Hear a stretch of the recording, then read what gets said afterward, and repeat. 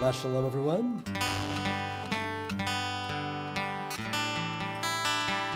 On this weekend that is all about gratitude, we're going to reach into our hearts to find an extra measure of gratitude, the way our tradition calls upon us to do it. The words of the psalmist from Psalm 133 are beloved in our tradition, sung all over the world. Among the most familiar words in Jewish communities everywhere, Hinei ma tov u'manayim shevet achim gam yachad.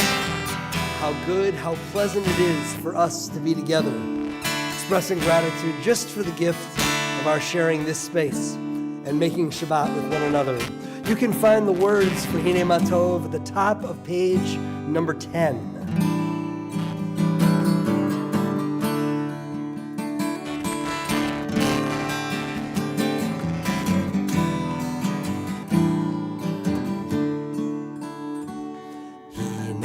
Ma tov u'manayim shevet achim gam yachad. Hinei ma tov u'manayim shevet achim gam yachad.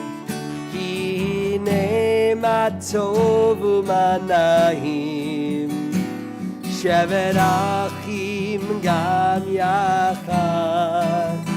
Hinei ma tov u'manayim shevet achim gam yachad.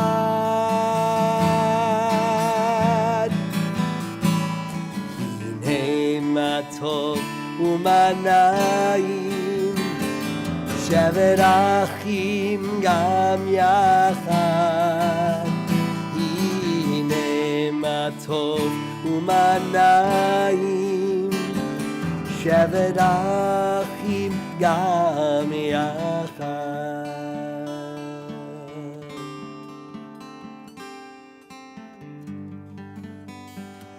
On Wednesday, I sent a message out to our congregation acknowledging a little oddity that comes with this year's Thanksgiving weekend, because this celebration of Thanksgiving is set inside a year that has been, for most of us, filled with a lot of trouble.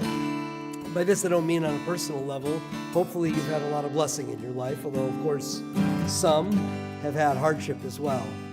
But in the state of the world, the lack of peace, the deep polarization, the fear about the future of our country, of our Jewish people, rise in anti-Semitism, the future of the state of Israel and the state of peace in the Middle East, all of Israelis and their neighbors struggling through time of war. And all of this makes it a little more difficult than usual to access that well of gratitude that Thanksgiving weekend is all about.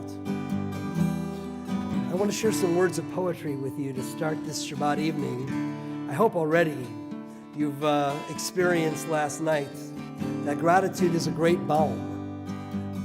It's something that we need to summon. And I wrote on Wednesday about how gratitude really isn't as much of a feeling as it is a practice. Because we can't dictate what the circumstances of the world are going to be. It's wonderful when there's peace, wonderful when the world seems to be aligning in ways that bring us comfort and strength. But since we can't count on it, we have to figure out ways to enable our lives to be filled with gratitude even in difficult times. The light comes in if we will let it. These words of poetry by Jan Richardson. I cannot tell you how the light comes. What I know is that it is more ancient than imagining, that it travels across an astounding expanse to reach us, that it loves searching out what is hidden, what is lost, what is forgotten or in peril or in pain, that it has a fondness for the body, for finding its way toward flesh, for tracing the edges of form, for shining forth through the eye, through the hand and the heart. I cannot tell you how the light comes, but that it does, that it will, that it works its way into the deepest dark, whatever dark unfolds you, though it may seem long ages in coming, or arrive in a shape you did not foresee. And so may we this day turn ourselves toward it. May we lift our faces to let it find us. May we bend our bodies to follow the arc that it makes. May we open and open more and open still to the blessed light, the light that comes.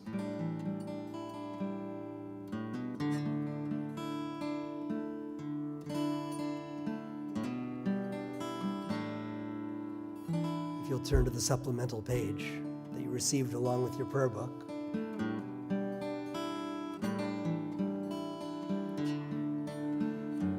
In the upper left-hand corner are words, again, from the book of Psalms. This is Psalm 92. The psalmist was saying what the poet was just saying to us moments ago, that on this Shabbat, as we gather with one another, hopefully inspired by the gift of Thanksgiving one night ago, that our song helps us to dig more deeply inside that discipline of gratitude. Tov lehodot l'Adonai, ulezamer l'shimcha elyon. It is good for us to give thanks to God and to do so with our voices in song. Our service tonight, of course, will be, as usual, almost entirely sung. And there is something that melody does to us that words alone cannot. And so I invite you to lend yourself to our song, even when the melodies are new for you. Even when the words are unfamiliar, la la la works just fine for me. Giving yourself over to song will enable you to access the gift of gratitude. Let this Shabbat of Thanksgiving help each and every one of us to adopt a posture of gratitude all the way into the air. Tov lehodot l'Adonai, uzamer l'shimcha elyon. Tov lehodot l'Adonai, uzamer l'shimcha elyon. On this the day of days, my lips shall sing your praise, for I know that you'll always be here surrounding me. Tov lehodot l'Adonai, uzamer l'shimcha elyon. Tov lehodot l'Adonai, uzamer l'shimcha elyon. My spirit takes release. I close my eyes in peace, and from my soul, heard afar above, springs a song of love. Tov lehodot l'Adonai, uzamer l'shimcha elyon. Tov lehodot l'Adonai, uzamer l'shimcha elyon. I wish to understand fingers of your hand for all the blessings that are mine. Rise from your design. Tov lehodot l'Adonai, uzamer l'shimcha elyon. Tov lehodot l'Adonai, uzamer l'shimcha elyon. Tov lehodot l'Adonai, ולזמר לשמך עליון. טוב להודות לאדוני, ולזמר לשמך עליון.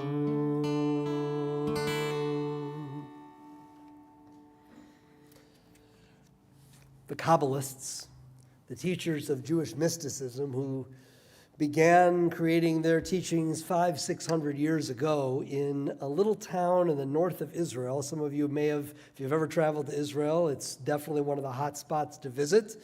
Up in the north, a city by the name of Tzfat. And there in Tzfat lived some of the great mystical teachers of our tradition. They came up with this metaphor that we're about to embrace, as we do on every Friday night at the beginning of Kabbalat Shabbat, as we're beginning to enter into this service and set the week behind us and to dive into the riches that Shabbat can represent in our lives. They give us this metaphor of a wedding, a cosmic wedding taking place between the Jewish people and God every time Shabbat takes place. It is supposed to be this mutual expression of love and also a summoning of anticipation. Shabbat is supposed to be a foretaste of the world to come. So when we want to imagine a time that will be less rancorous than the one, sadly enough, that we are living through right now, we use Shabbat as the window through which to see that with our imagination's eye. And so this is why the metaphor of a wedding, right? When a bride is entering into the room and you turn back to see her, all kinds of hope for the future fills your heart, right? You see the possibilities of what love can create, and you only begin to imagine what their lives together will represent, what will fill them, how they will bring new life into the world as we celebrate tonight, and help us to look to the future with greater and greater hope and imaginings of beauty. And so with all of this in mind, we're going to sing L'cha dodi likrat kala pnei Shabbat nekabla. Welcome you, bride, all of us who come to meet the bride. Beloved, come, let us welcome Shabbat. We're going to sing on pages 20 and 21 in the prayer book. The first two verses are on page 20, and then we'll sing the top and bottom verse on 21. So those are verses 1, 2, 5, and 9. And if you just want to clap along, that works too. This one's nice and up-tempo for everybody to lend your spirit to a joyful welcoming of this Shabbat evening. Lecha dodi likrat kala pnei Shabbat nekavela. Lecha dodi likrat kala pnei Shabbat nekavela. שמור וזכור בדיבור אחד, השמיענו אל המיוחד, אדוני אחד ושמו אחד, לשם ותפארת ולתהילה. לך דודי לקראת כלה פני שבת נקבלה. לך דודי לקראת כלה פני שבת נקבלה. לקראת שבת לכו ונלכה, כי היא מקור הברכה, מראש מקדם ניסוחה, סוף מעשה במחשבה תחילה. לך דודי לקראת כלה, פני שבת נקבלה. לך דודי לקראת כלה, פני שבת נקבלה. Top of 21. התעוררי, התעוררי, כי באורך קומי אורי, אורי אורי שיר דברי, כי בוררי עלייך נגלה לך דודי, לקראת כלה, פני שבת נקבלה. לך דודי לקראת כלה, פני שבת נקבלה. Our custom is to stand and face the entrance to the room. And as you do so, this is when eyes opened or eyes closed, let your soul see the arrival of Sabbath, the bride. Let us welcome her with hope. בואי ושלום, עטרת בעלה, גם בשמחה ובצולה, תוך אמוני עם סגולה. בואי חלה, בואי חלה. לך דודי לקראת כלה, פני שבת נקבלה. לך דודי לקראת כלה, פני שבת נקבלה.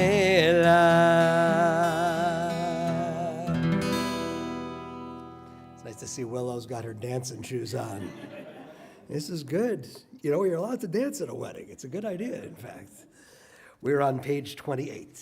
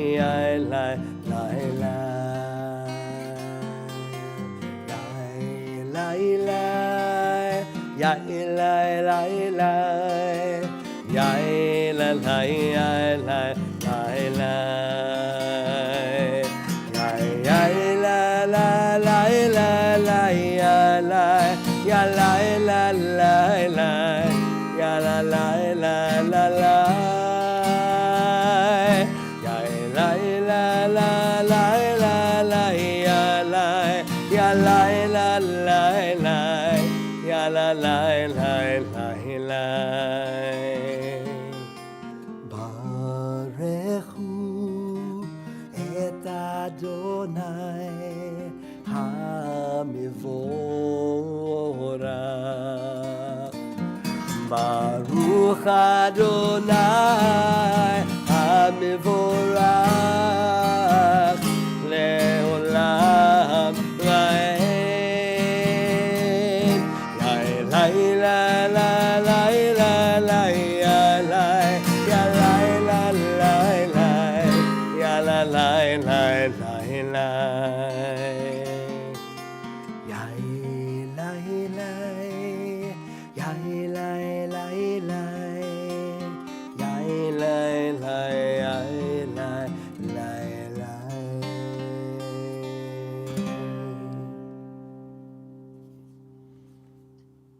After the call to worship Baruch Hu, the first blessing is always a celebration of light. And of course, we opened this service by acknowledging all the different ways in which the light comes. It finds us sometimes even in the darkest places. And of course, in the evening, when we celebrate the gift of life with these words of Ma'ariv Aravim, our prayer acknowledging the changing of light from day into night and back to day again, we acknowledge that even in the physical darkness, light will find its way. At the bottom of page 31, we are taught that this is an hour of change. Within it, we stand uncertain on the border of light. Shall we draw back or cross over?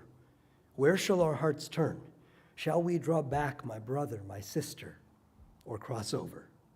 This is the hour of change, and within it, we stand quietly on the border of light. What lies before us? Shall we draw back, my brother, my sister, or cross over?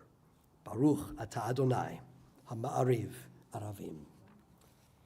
I invite you to read along with me at the bottom of page 33. Wisdom and wonder, passion and instruction, story and symbol. All these things your Torah gives to us. And the more we devote ourselves to it, the more it grows and gives. What could be a truer token of your abiding love than this holiest of your works and the living language that gives it form? Baruch atah Adonai, ohev amo Yisrael. Shema Yisrael,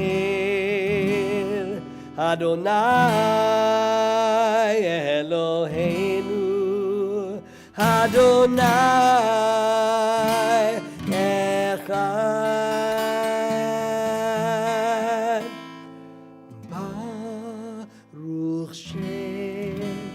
Kevod Malchuto Leolam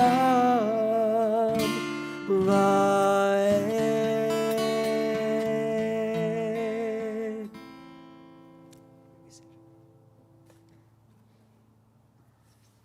On page 36. Ve'avta et Adonai Elohecha b'chol levavcha u'b'chol nafshecha u'b'chol meodecha ve'hayu hadvarim ha'ele asher hanochi mitzavecha hayom al levavecha v'shinantam levanecha v'dibarta bam b'shivtecha b'veitecha u'v'lechtecha v'derech u'v'shochbecha u'v'kumecha u'kshartam le'ot al yadecha v'ayu letotafot b'eineinecha u'chtavtam al mezuzot beitecha u'v'yisharecha למען תזכרו ועשיתם את כל מצוותיי והייתם קדושים לאלוהיכם. אני אדוני אלוהיכם אשר הוצאתי אתכם מארץ מצרים להיות לכם לאלוהים. אני אדוני אלוהיכם.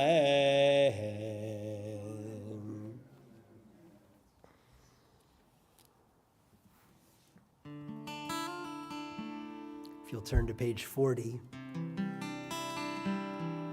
there you'll find the words of Shirat Hayam,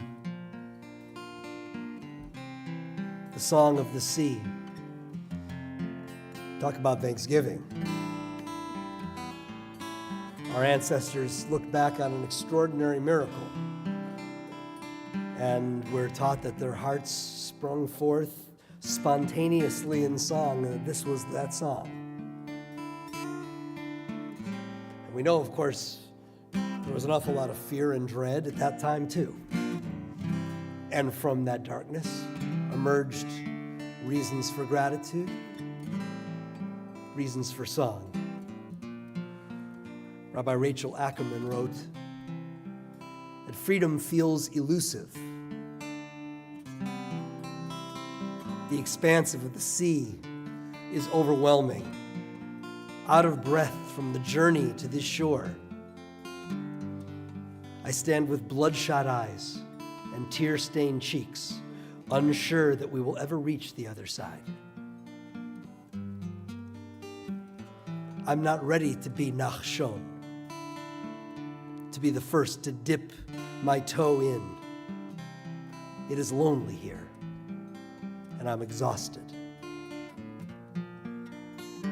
And just as I wonder whether I can continue to lead, I feel someone grasp my left hand, and someone else take hold of my right. And then the wind whispers, the same words that Esther heard.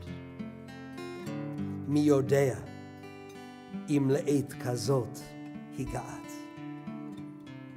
Who knows? Perhaps it is for a time such as this very moment that you have arrived. I look to each side and breathe deeply. Perhaps it is for this very moment that we have arrived. And as the sea parts with reluctance and trepidation, hand in hand, step by step, through the mud, forward we walk. Yai lai, yai lai lai lai, yai lai lai la lai lai, yai lai, yai lai lai lai, yai lai la la la la.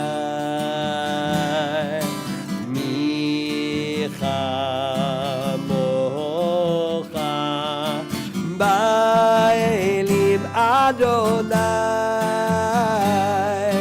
mi kamocha, nedar b'kodesh nora, tehilot oseh felet nora. Ose tele micha mocha ba'elim Adonai mika mocha nedar makom.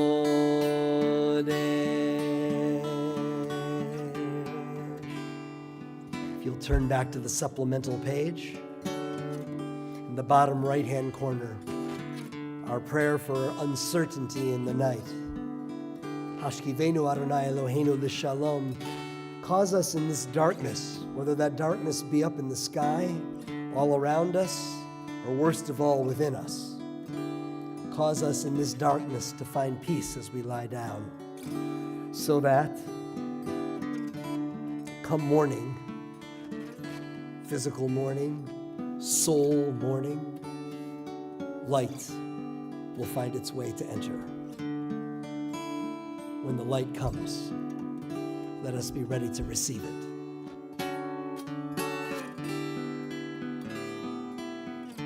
Hashkivenu Adonai Eloheinu l'shalom, l'shalom. Ve'ha'amidenu malkeinu lechaim.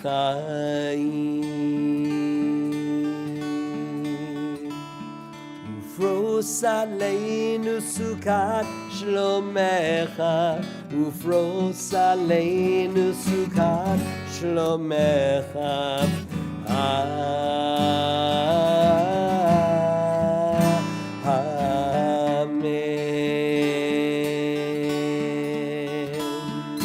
Shelter us beneath thy wings, O Adonai.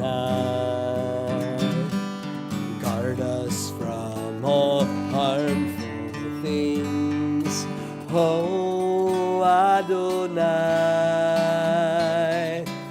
keep us safe throughout the night, till we wake with morning's light. Teach us, God, wrong from right. Amen. Amen. Amen. Amen. Amen.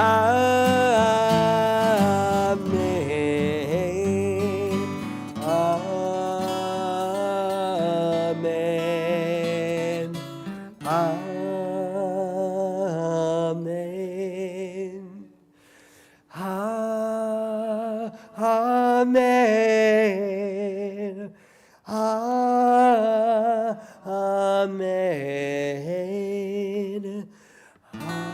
Amen.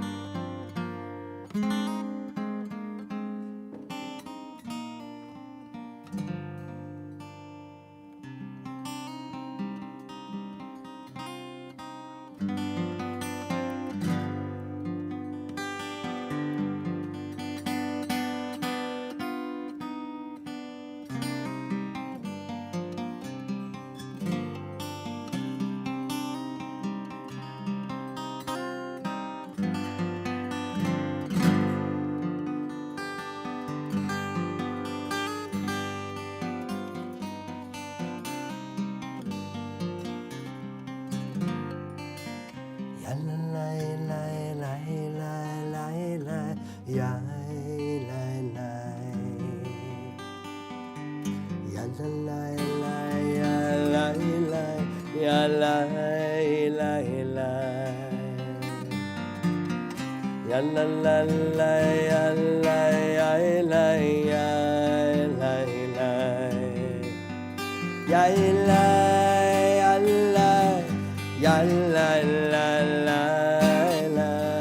Amen. Please rise. Ya la la la ya la ya la ya ya la ya la la la ya la la la la la la ya la la la ya la ya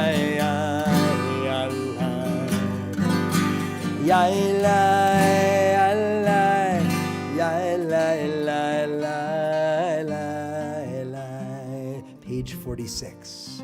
Ya la la la la la ya la Adonai. Ya la la la ya la la Svatai Tifta.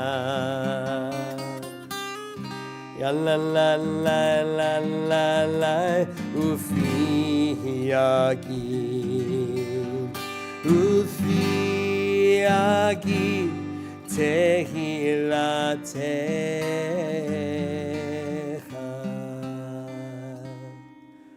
Baruch atah Adonai Eloheinu Elohei Avotenu ve'imotenu Elohei Abraham Elohei Yitzchak Elohei Yaakov Elohei Sarah Elohei Rivka Elohei Rachel Elohei Leah El Hagadol, Hagibor, Hanora, El Elyon, Gomel Chasadim Tovim, Vekoneh Hakol, V'zocher Chastei Avot Ve'imahot, U'mevi Gehula Livnei V'nehem, Leman Shmo Be'ahava, Melech Ozer, U'Moshia U'Magen.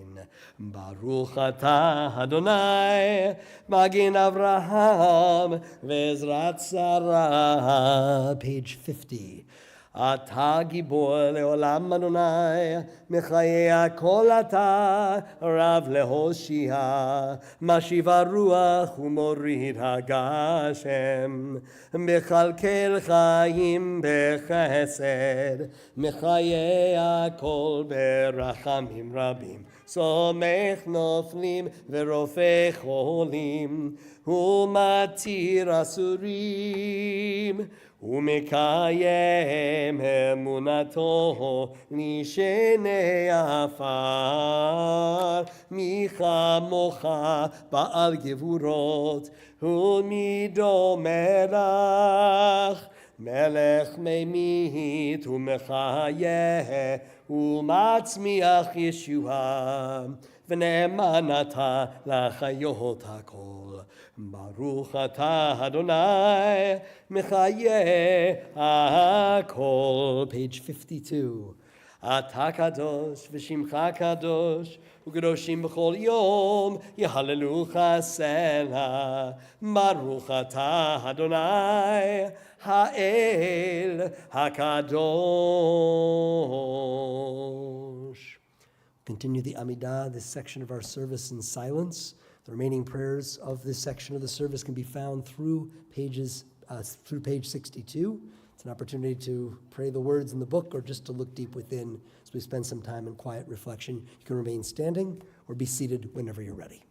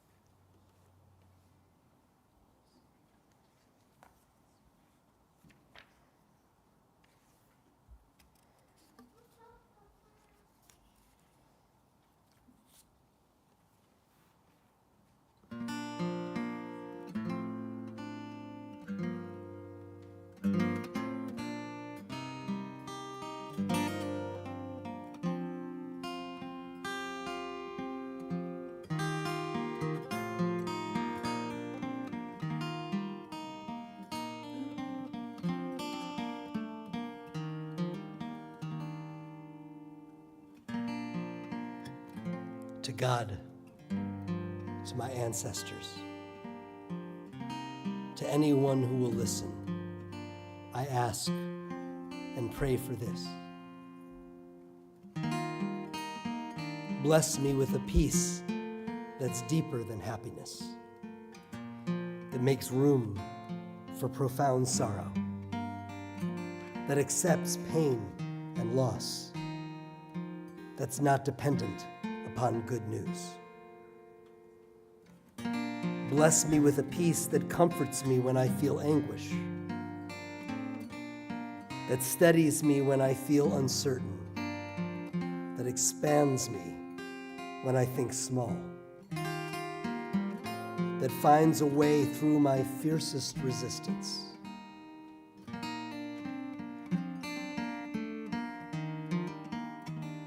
Bless me with a peace that stretches beyond my horizons, that heals even if I can't explain why, that offers delight as an everyday gift,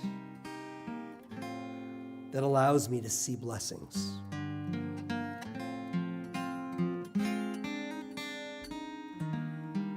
Bless me with a peace that is a refuge from torment, that is an oasis from yearning, that is a sanctuary from trauma, that transcends all else, but never denies all else. Bless me with a peace that renews my gratitude for life,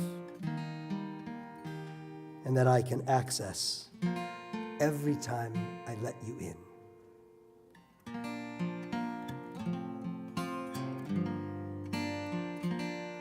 Our prayer for peace, bottom of page 62. Oh, say shalom, shalom bimroma. We are say shalom aleinu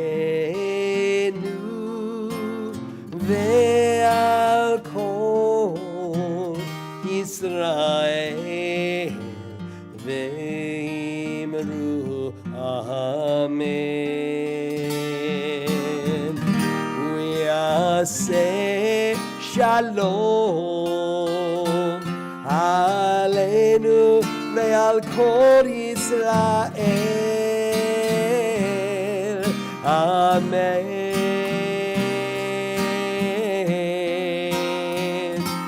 Oh, say shalom, shalom bimromam. We are say shalom aleinu ve'al kol Yisrael ve'imru amen. Ve'al kol Yisrael amen.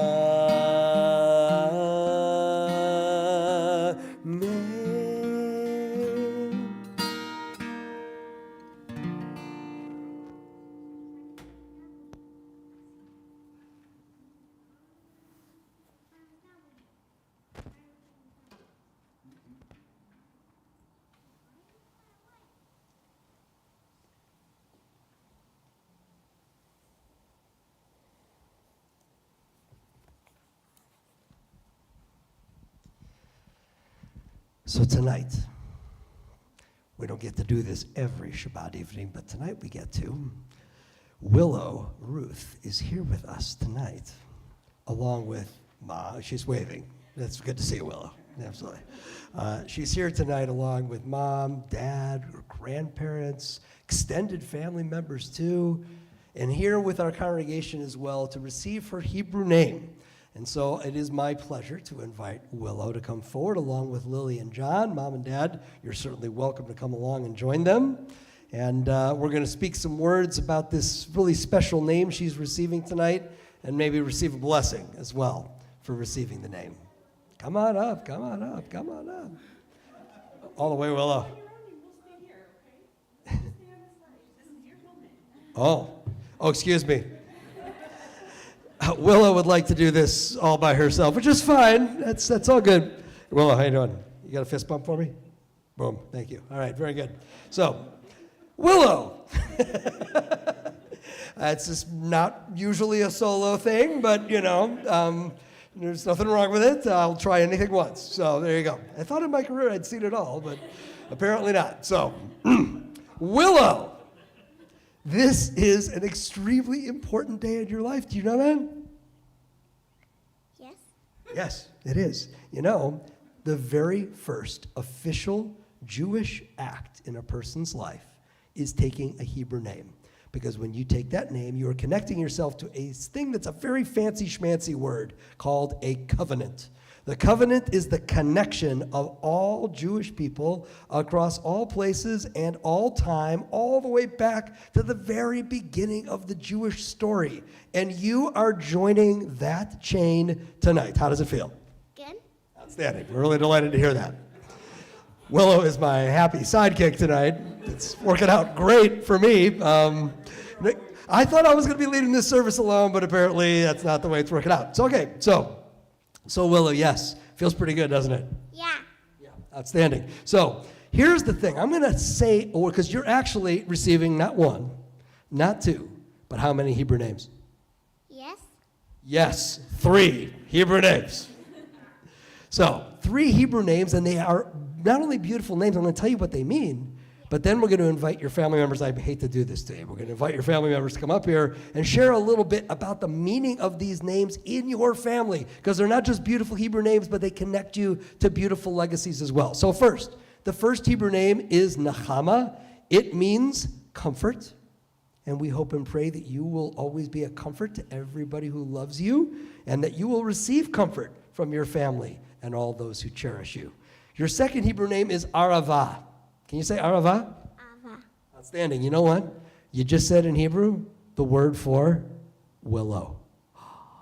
Arava is the Hebrew word for willow. In fact, we actually just found that Hebrew word in the Torah not that long ago, because in the story of this, really in the very middle of the Torah, where we learn all about the holiday of Sukkot, the festival in which we lift up the 4 species and shake them together, the lulav and the etrog, we learn that the Arava branches of willows from the brook, are to be included in. Do not fall off that step. You're making me very nervous. Come back with me over here. A little further up. There you go.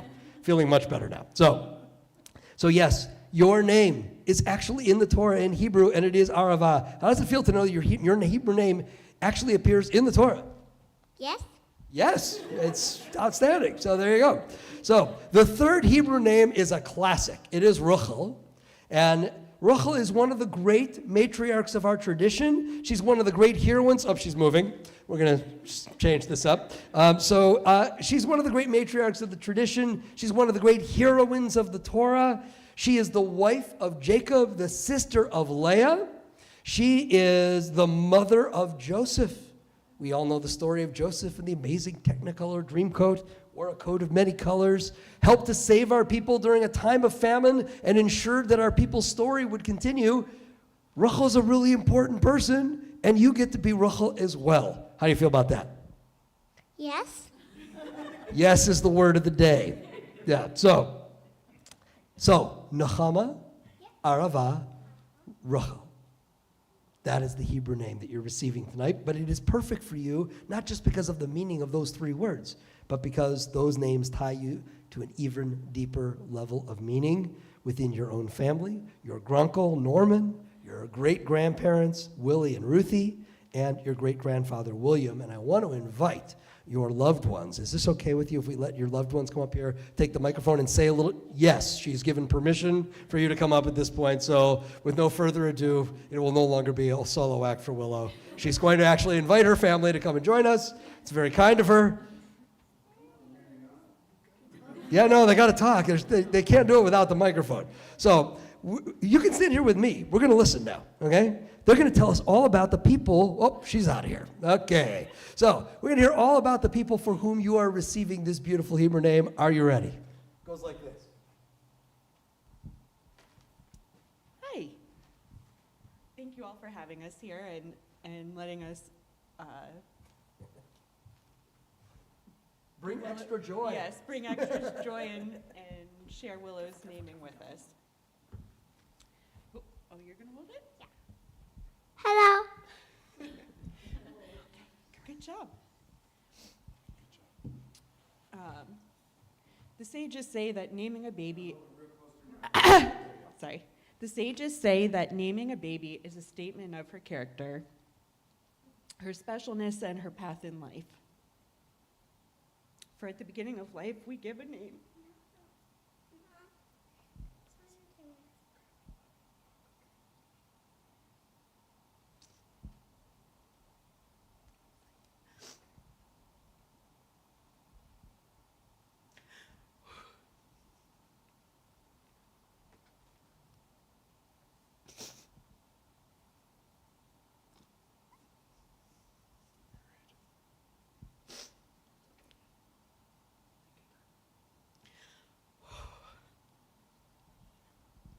Nope. Sorry, I said I wasn't going to cry, and here I am. And at the end of life, a good name is all we take with us.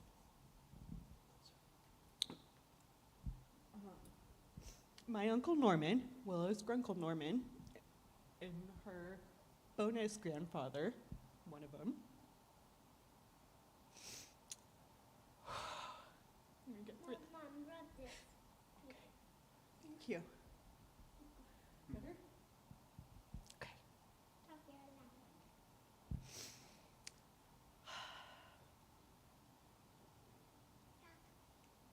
His Hebrew name was Nahem, and that's where Nahama, your name, comes from. And Nahama is a Hebrew name that means comfort and consolation, which is very much who he was for me and for all of our family, and who you embody as you carry on in life. Willow, your first name, comes from two very special people who you didn't get to meet, but who were very special to Daddy and I. Daddy's grandfather, Nana's daddy, whose name was William, and Grandpa's daddy, who was also named William. And that's where Willow comes from. William and Willow comes from William, because willow trees are known for being graceful and elegant and have an amazing ability to grow and prosper in all kinds of conditions. They are a symbol of vitality and resilience, which is something that both of your great-grandfathers embodied, and so do you. And your third name, Ruth, Ruhel, was Grandma Ruth's name, Grandpa's mom, right? Grandma Ruth. And Ruhel is Hebrew for you, like a female sheep, right? Which represents purity. And you are the most pure form of joy, and seems, in that sense, very fitting. I'm going to let you take it from here, because I don't know that I'm going to hold it together much longer. Lily talked about her family. My grandfather, William Christopher, my mom's father, World War II veteran, defended his homeland of Australia, and he was a man of many talents: carpenter, school teacher, fisherman, crab fisherman, all sorts of things. And it seems very serendipitous that that's who we've named Willow after, as she is a little girl of many talents and many, many skills, and has an insatiable thirst for learning, just like he did. And every day she grows more and more into a person just like him, so it has turned out very well. Willow, what an amazing story. All of these family stories are now inside you. All of those legacies get to help fill up the person you are going to become, and you get to add your own special ingredients to that mix. All of the special things that are what make you who you are, but you get to take those legacies with you and carry them on into the next generations as well, ensuring that those stories continue to get written also in your life. And so we want to ask God's blessing on you as you receive this beautiful name linking you to your loved ones. Yivarechecha Adonai v'yishmerecha. May God bless you and keep you safe. Ye'er Adonai panav elecha v'chuneka. May God's light shine on you just as brightly as it does on this night filled with celebration for all the days and nights of your life. Yisa Adonai panav elecha v'yasem lecha shalom. May you soar beneath God's protective wing, always feeling God's presence around you and within you, so you might know every blessing of love and health and peace. And together, let us say for Willow, Amen. Mazel tov to you. This is a certificate that that's what I've been holding here for you guys. It actually is, the symbol of the covenant in the Jewish tradition is the rainbow, right? We tell that story of Noah and the ark, and then the rainbow comes out, and it indicates that there will forever be a covenant between our people and God. And so there's the rainbow, and there are all the animals, and there we are. Oh, she likes it. We have hit pay dirt with Willow. So this is suitable for framing, and it includes your Hebrew name, and it helps us to remember this beautiful celebration that your family and our community have enjoyed together. Thank you for helping make our Thanksgiving a little bit more joyful. What do you want to say to us, Willow? Any special final words? Thank you. You're extremely welcome. Nice hint, Mom. Also, congratulations to you.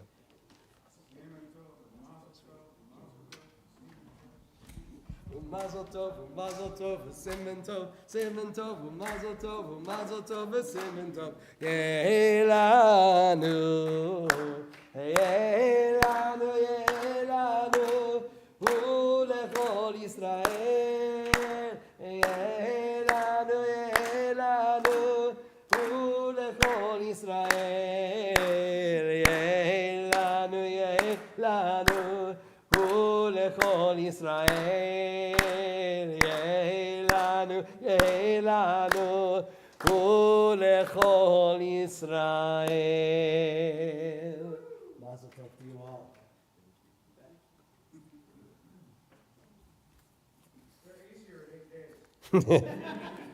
Sometimes not.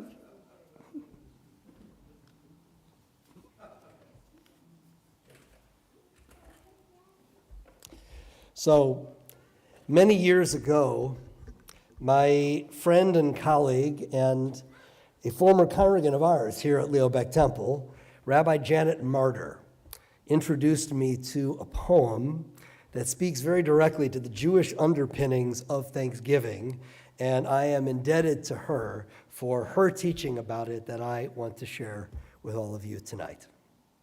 Now, the poet was not Jewish, so he certainly was not thinking about Judaism when he wrote his poem. What he was thinking about was gravy, something a whole lot of us were thinking about last night.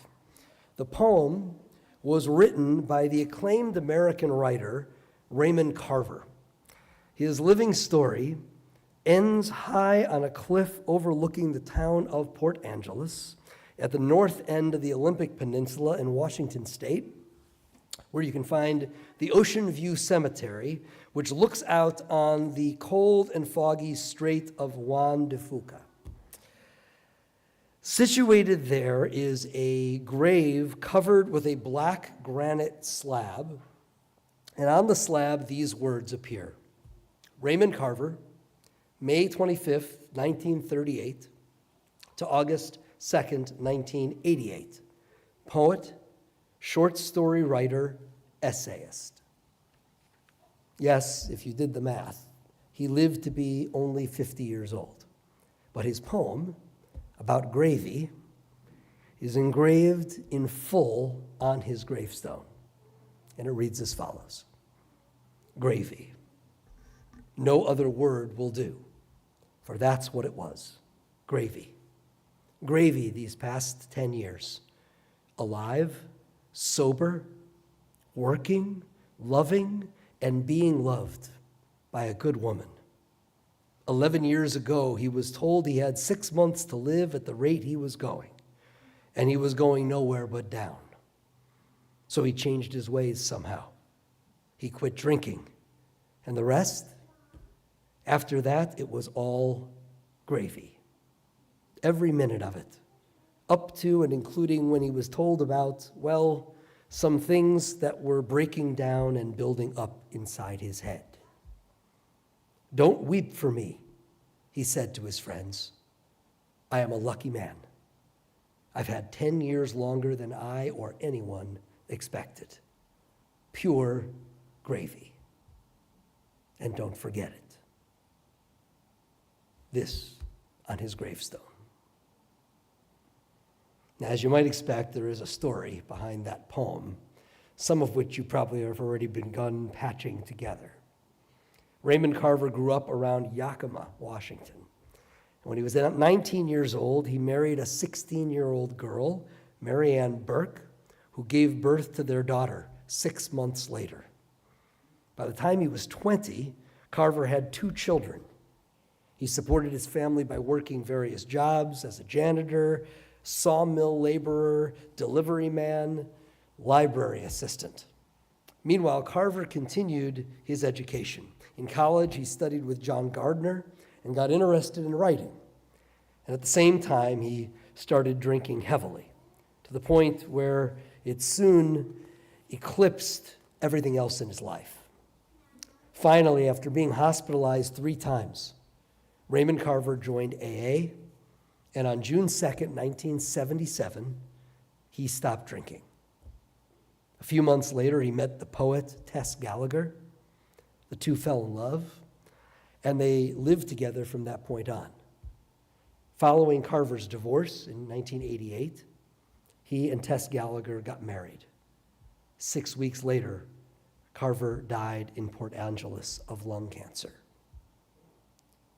Gravy, a perfect poem for Thanksgiving. And not just because it reminds us of one of our favorite holiday comfort foods, but because essentially it's about the act of giving thanks. On our Thanksgiving tables, gravy is a sauce made from the juices of cooking meat. At the beginning of the 20th century, gravy took on a slang meaning as well, the one that we're thinking of right now. It came to denote easy money, a profit that comes without effort, as in the expression gravy train, originally railroad slang for a short haul that paid well.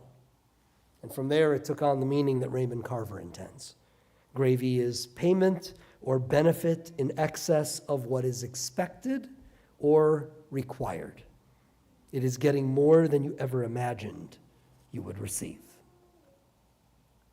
For Carver, that was 10 bonus years he never thought he'd see.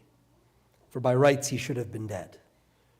10 years alive, sober, working, loving, and being loved by a good woman.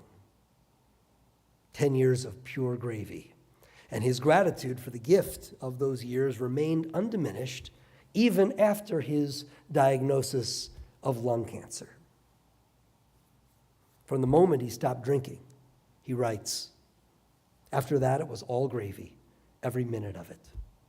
10 years longer than I or anyone expected. Isn't that the essence of gratitude? Gravy. After all, we don't feel grateful for things we think we deserve, like a paycheck for a job well done, or simple courtesy from the guy behind the counter, or a Coke from the vending machine when you put the money in, or even the simple gift of sanity in a world we fear has gone mad. These things we think we've got coming. We sometimes are enraged when we don't get what we feel is coming to us, but we rarely fall to our knees with joy when we do get it. Gratitude comes from the perception that we've received something above and beyond what we think we've earned. The idea of gratitude is connected to gravy, connected to the something extra that comes to us, is buried within the etymology of gratitude itself. This, too, I learned from Rabbi Murder. Think of the word gratis, meaning given without recompense, something we receive for nothing, as an act of grace. Think of saying grace before or after meals, a prayer that says we're grateful for this meal and that we experience it as a gift that we've done nothing to deserve, not as payment for services rendered. Gratitude, the practice of feeling grateful and saying thank you, is called in modern Hebrew hakarat hatov. Literally, this means recognizing the good. To be grateful in Judaism is to recognize the good, to acknowledge what is good, to take notice, to lift it up for praise. And implicit here is the idea that the good is already there, right in front of our eyes. What's needed is an effort of perception, a shift in vision and thought, welcoming gratitude. Interesting, therefore, that this idea is captured in the English word thank, as in thank you as well. It comes from the same root, thank, as think. Danken ist danken, goes the German phrase. To think is to thank. Psychologist Robert Emmons, who has studied the science of gratitude, defines recognition as recognition. To cognize or think differently about something from the way we've thought about it before. This is all very good news for us because it means that the degree of gratitude that we feel is actually within our control. This is what I meant on Wednesday when I wrote to our congregation, that gratitude is not a feeling, it is a discipline. It is all about what we think we deserve and the difference we observe between what we get and what we think we've got coming to us. Or here's another way to put it. Our sense of gratitude is inversely related to our sense of entitlement. The more we see as ours by right, the less grateful we will feel. So, an employer pays you a great sum of money, but it's still a few $1,000s short of what you feel you're worth. Or you expect your children to call you every day, but they only call once a week. You are left disappointed, annoyed even, by something good because you don't have as much of it as you feel you should.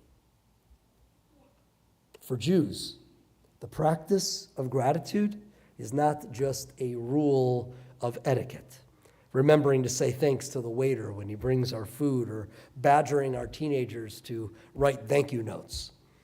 For Jews, gratitude is a mitzvah, a sacred obligation and a spiritual discipline. It is part of the reason that we are here at all. Af hoda'a avodah shel makom hu, says our great medieval sage Rashi. Expressing thanks is also a form of service to God. There is something fundamental to Judaism about thankfulness. When you think about it, it's right there in our name. The word Jews is the English rendering of Yehudim, which can be translated as grateful ones, or those who give thanks. We Jews, we Yehudim, derive our name from Judah, Yehudah, whose mother, Leah, named him in a moment of ecstatic joy she experiences in next week's Torah portion, when she gives birth to a fourth son she never hoped or expected to have. She had 3 and thought that was going to be the magic number. But along came number 4, and she says, Hapa'am odeh et Adonai. This time, let me gratefully praise Adonai.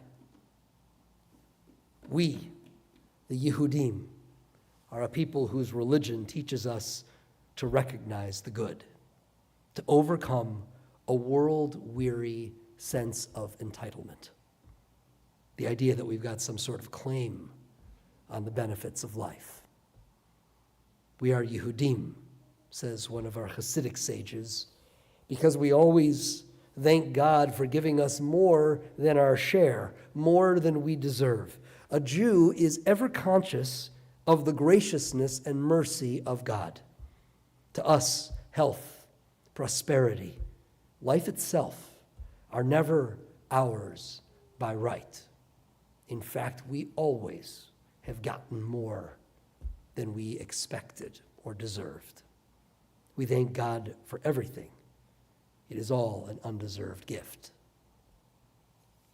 And yet, with all this said, being named Yehudim is not enough to make us Yehudim. That is to say, Hakarat HaTov, the Jewish discipline of recognizing the good, requires continual effort. One of our tradition's greatest spiritualists, Bachya ibn Pekuda, taught that we have to make a habit out of Hakarat HaTov for 3 reasons. 1, we can never satisfy our physical pleasures, so we're always chasing after them and ignoring what we already have. 2, we get so used to the gifts we receive every day that we don't even see them anymore, certainly not as gifts. And 3, our minds naturally focus on imperfection, on what's missing or what's gone wrong, right? It's what the advertisers know about us. We can always be convinced that our lives are incomplete without that one more thing that they've got for us. And that is why the act of recognition is something we have to practice over and over again.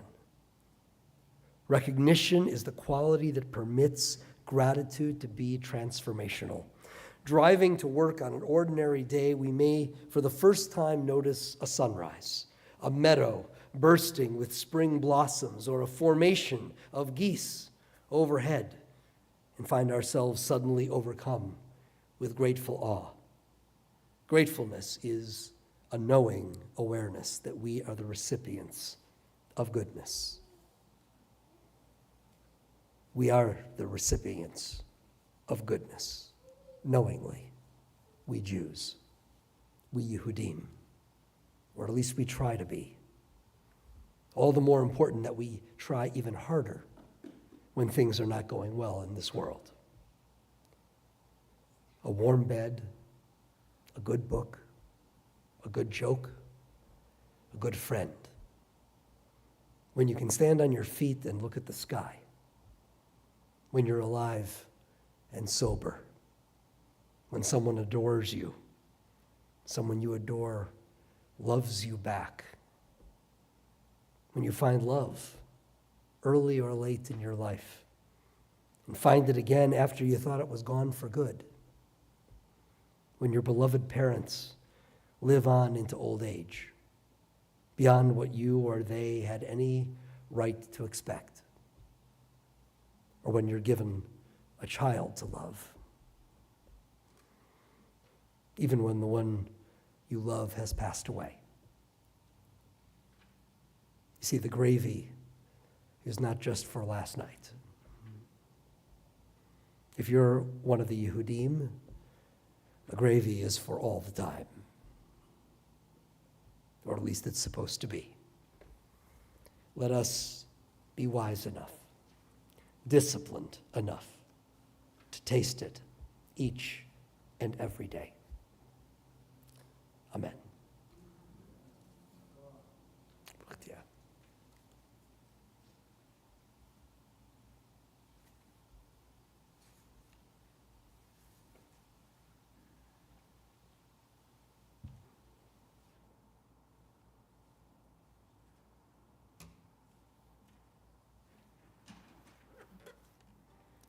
We know, of course, that accessing that type of profound gratitude to be summoned even in the moments when our lives are hardest, is extremely hard to do when one's own personal circumstances are causing so much trouble or despair, either because of physical illness or because of disillusionment in the circumstance of one's life.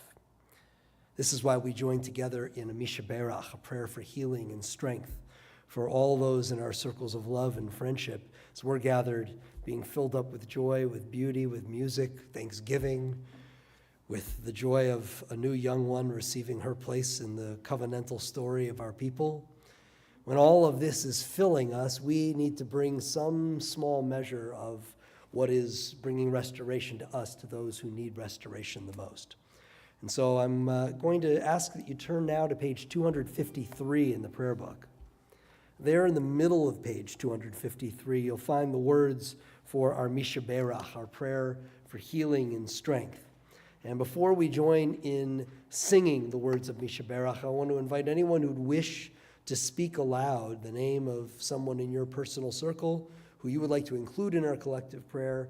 When my eyes meet yours, if you'll just speak those names aloud to our congregation, that would be great.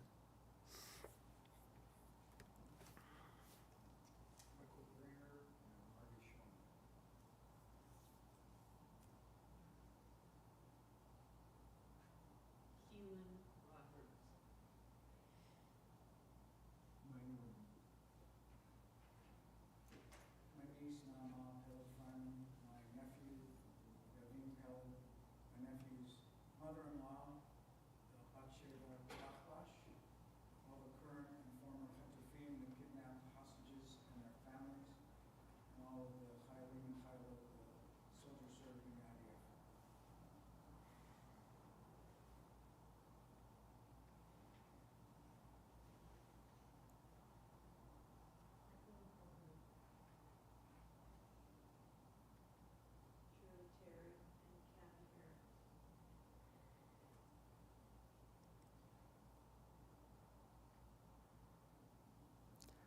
for all of them and for all of us.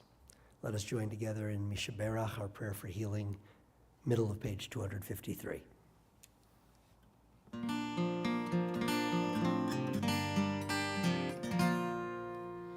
Mishaberach avotenu mekor ha-bracha leimotenu. May the source of strength, who blessed the ones before us, help us find the courage to make our lives a blessing, and let us say Amen.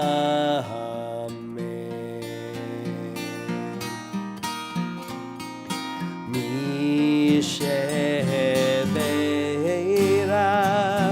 imotenu mekor habracha lavotenu. Bless those in need of healing with refuah shlema, the renewal of body, the renewal of spirit, and let us say Amen.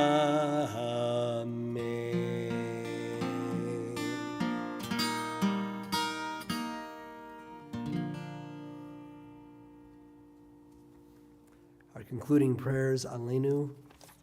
It's the beginning of our concluding section of our service. You can find the words at the bottom of page 282. As you're able, please rise.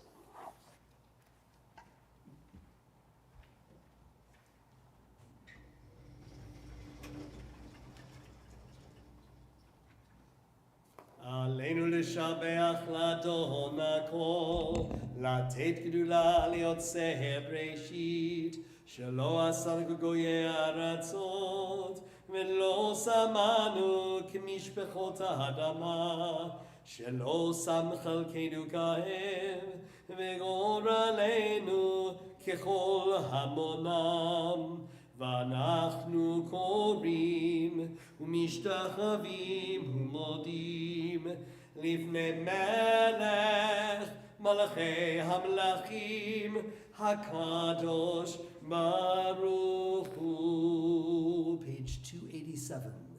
ונאמר והיה אדוני למלך על כל הארץ ביום ההוא, ביום ההוא יהיה אדוני אחד,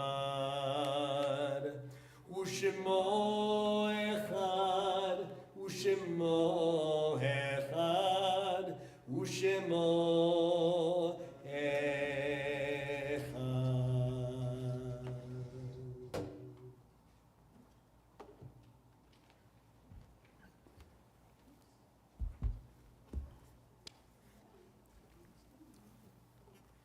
A musical meditation to prepare us for the recitation of Kaddish. The lyrics of this prayer can be found at the bottom of page 291.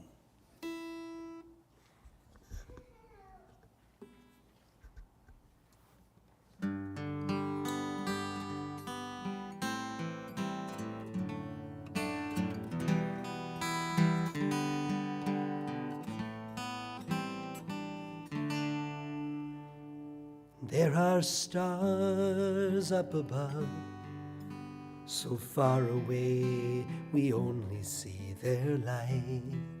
Long, long after the star itself is gone.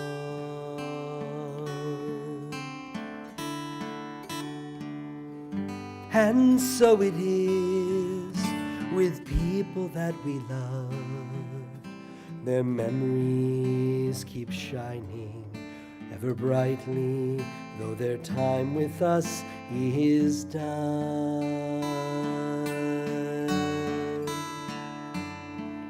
But the stars that light up the darkest night, these are the lights that guide us as we live our days. These are the ways we remember.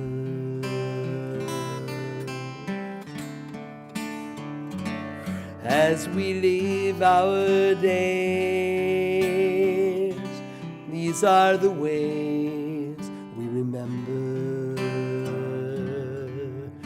We remember.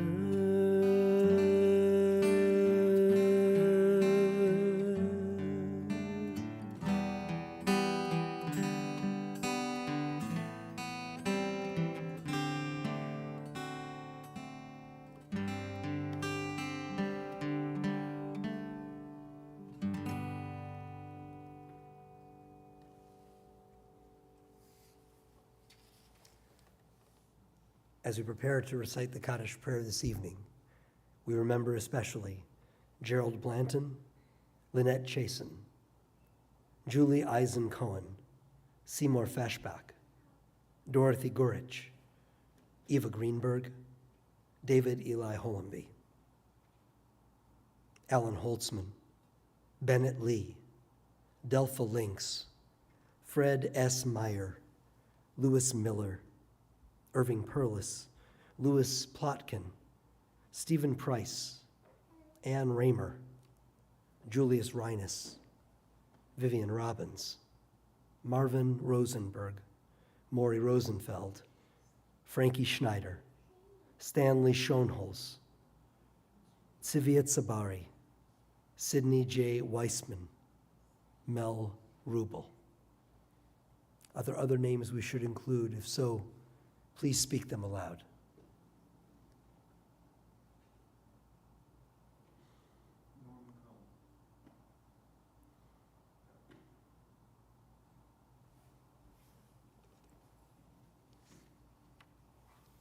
For all these who we have named and all those who we name in our hearts, and of course bearing in mind as well and in memory those who have perished as innocent victims of violence in a world we must guide to peace. We say, Zecher Tzadik Livracha, the memory of the righteous is an everlasting blessing. Together, let us give thanks for the blessing of life with the words of Mourner's Kaddish found on page 294. As you're able, please rise.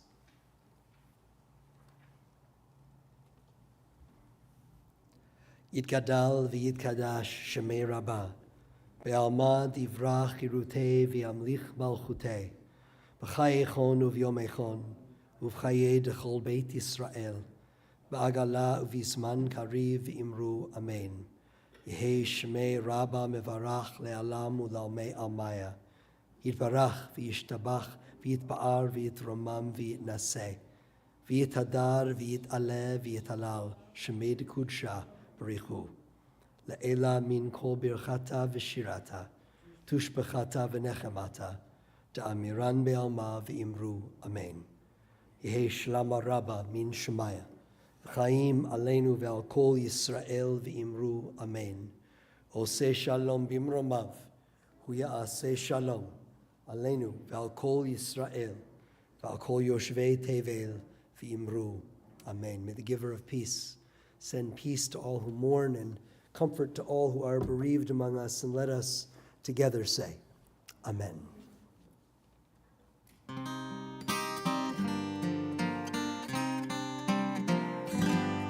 עושה שלום במרומיו, הוא יעשה שלום עלינו ועל כל ישראל, ואמרו אמן. יעשה שלום, יעשה שלום, שלום עלינו ועל כל ישראל, יעשה שלום, יעשה שלום, שלום עלינו ועל כל ישראל.